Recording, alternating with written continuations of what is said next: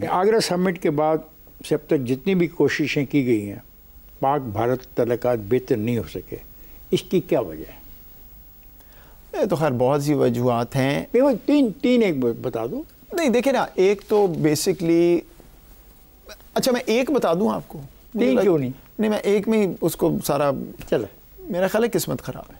किसकी? मैं आपको कोई इंटेलेक्चुअल जवाब नहीं देता। जितने मौके देख लें, जब पाकिस्तान तैयार था इंडिया में मसला था, जब इंडिया तैयार था पाकिस्तान तैयार नहीं था, जब पहुंच गए नहज पे तैयारी के और सारा हो गया तो 2007 वाला मामला ख़राब हो गया, फिर बैक चैनल वाला मामला ख़राब हो गया। मुझे लगता है कि वो किस्मत भी ख़राब है, क्योंकि ऐसे मौके आए हैं जहां इंडिया तैयार है तो पाकिस्तान नहीं, पाकिस्तान तैयार है तो इंडिया तैयार नहीं, जहां दोनों तैयार हैं तो कोई ना कोई बीच में थर्ड चीज़ हो जाती है। जब हम ये बात कर रहे हैं हिंदुस्तान पाकिस्तान बम तैयार हैं, मिज़ाइल तैयार हैं, बड़ी बड़ी बातें सुन रहे हैं कि बड़े सुपीरियर मिज़ाइल आपके पास भी हैं, वो कहते हैं उनके पास भी बड़े सुपीरियर मिज़ाइल हैं, वो कहते हैं कि हम LOC को काट के आगे चले जाएंगे। आपके ख्याल में मुस्तक़बिल में इस खिते के अंदर पाक भारत और चीन भारत तल्लुकात किस सिमत को जाएंगे? अनफॉर्चुनेटली आई हैव टू से कि मोदी सरकार के पिछले 5, 7, 10 साल की जो ट्रैक रिकॉर्ड है, मुझे नहीं नज़र आता कि वो रिकंसाइल कर पाएंगे with A successful progressive Pakistan.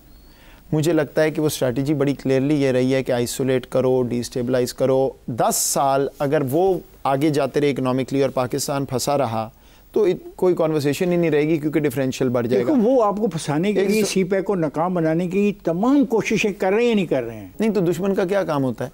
देखिए ये बात जो है ना आप लोग करते हैं, बहुत मैं मीडिया पे सुनता हूँ, ओ जी बहुत बुरे भले हैं, और भाई बुरे भले तो हैं, तो आगे आप बताओ ना, आपने क्या करना है? हाँ, सो पॉइंट ये है, यही क्वेश्चन है।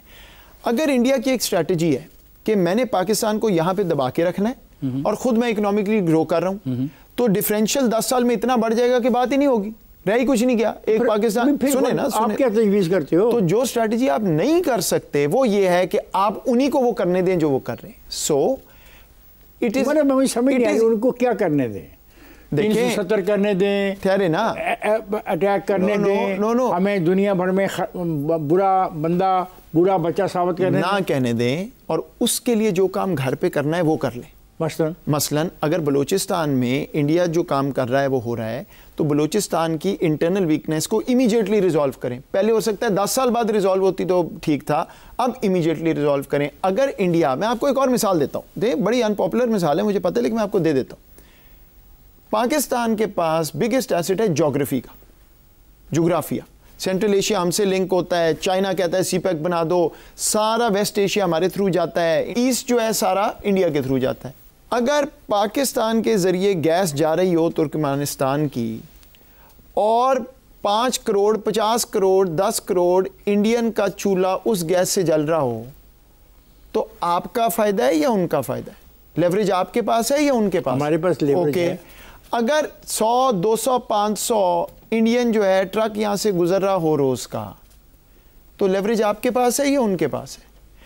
मैं नहीं कहता आप करें या ना करें, सिर्फ ये सोचें कि इंडिया ने समुंदर के ज़रिए, ईरान के ज़रिए अफ़गानिस्तान के साथ लिंक बना लिया। बाईपास आप हुए कि वो हुए? क्या बाहर बाईपास कौन हुआ?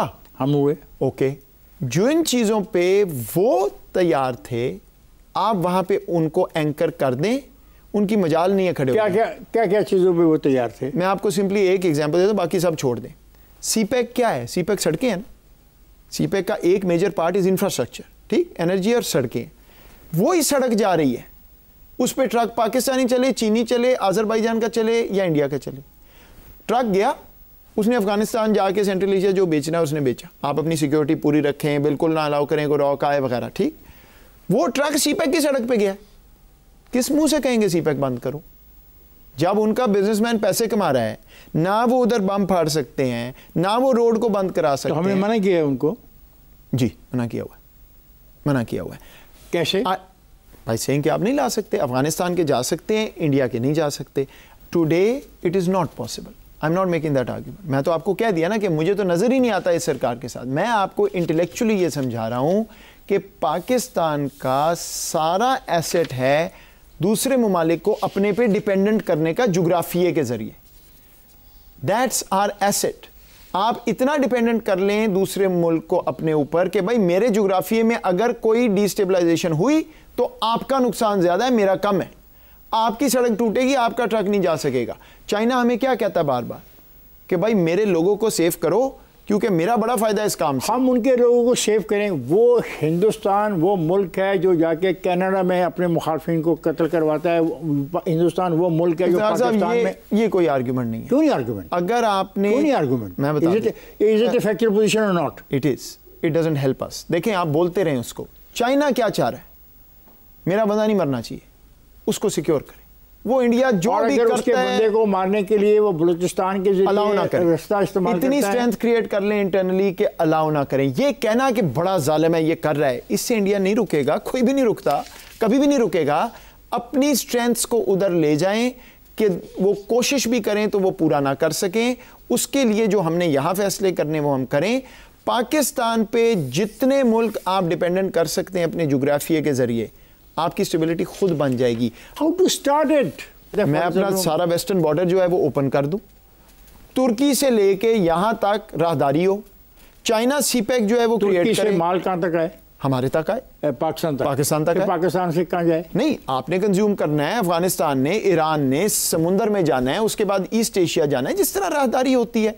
चाइना जो है वो कहता है जी मेरे लिए सीपैक इज क्रिटिकल, आप जो करना है कर दें, उनका बंदा नहीं मरना चाहिए, आपके लिए सीपैक क्रिएट हो जाएगा। क्या बतौर कौम किसी भी जारियत का मुकाबला करने के लिए हम तैयार हैं। यस। आपके बाद आसिम मलिक की नेशनल सिक्योरिटी एडवाइज़र की तकर्री हुई है, इसकी ज़रूरत इतने अरसे के बाद क्यों कर महसूस की गई? नहीं, ये मुझे नहीं पता frankly, I don't know. What I can tell you is कि I have been a proponent since the day I left office that somebody should be appointed. ये मेरा काम नहीं है कि कौन है कौन नहीं है, ऑब्वियसली हुकूमत का प्रोगेटिव है, होना चाहिए। क्यों? ये हमारे यहाँ एक मिथ है कि ये नेशनल सिक्योरिटी एडवाइज़र पाकिस्तान में कोई नहीं समझ आती है समझ। मैं आपको आज कह रहा हूँ that I was a totally empowered national security adviser. उस दफ्तर में उस 2.5 साल में जो गलतियाँ हुई हैं वो मेरा जिम्मा है, नॉट एनीबडी एल्सेस। क्यों? दुनिया में नेशनल सिक्योरिटी डायलॉग्स होते हैं। दुनिया के ममालिक अपने नेशनल सिक्योरिटी काउंटर पार्ट से बात करते हैं। अगर आपका NSA नहीं है, वो सीट खाली है, कोई नहीं जा सकता वहाँ पे। ठीक? पाकिस्तान की वफाकी हुकूमत में स्ट्रेटेजिक थिंकिंग का कोई यूनिट नहीं है। एक सेकंड, ये सुन लें बात। नेशनल सिक्योरिटी एडवाइज़र के ऑफिस में वो स्ट्रेटेजिक थिंकिंग का यूनिट है जो लॉन्ग टर्म प्लानिंग करता है, सोचता है। प्लानिंग कमीशन डेवलपमेंट साइड पे करती है, स्ट्रेटेजिक थिंकिंग सिर्फ यहाँ पे है सिविलियन साइड पे। आप अगर ताला लगा देंगे तो वो काम रुक जाएगा। मोहित, बहुत बहुत शुक्रिया आपका कि आप तशरीफ लाए, आपने मौका दिया कि हम आपसे बात कर सकें। थैंक यू, बहुत शुक्रिया।